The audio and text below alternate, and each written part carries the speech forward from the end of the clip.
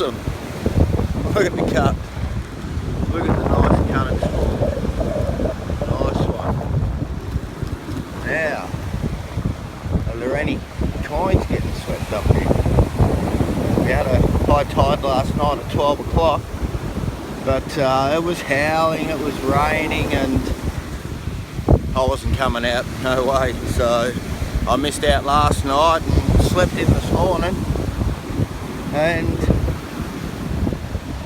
well, what happened was the other day a digger come in and put all this extra sand up here on the edge here, and that's dragged all that sand down here now, which, depending on where he got the sand from, on whether that sand might have had stuff. So anyway, it's filtering through, and when sand makes water, all the heavy objects are left in the same spot really.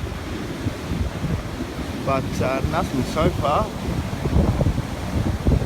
But I'll tell you what, she's really ripped it up there near that Telstra line right up there.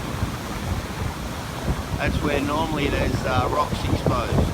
When there's rocks exposed there's a couple of rocks starting to poke their heads out. I've got the detector in the car, so I'm going to go get that now, and I'll come down, I'll give it a bit of a bash. This is the arse end of the high tide now, so I'll be able to get out here.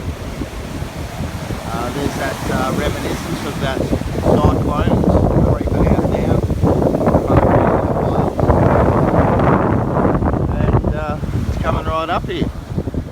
So I'll go put my jacket on and try and get back up this hill up here again.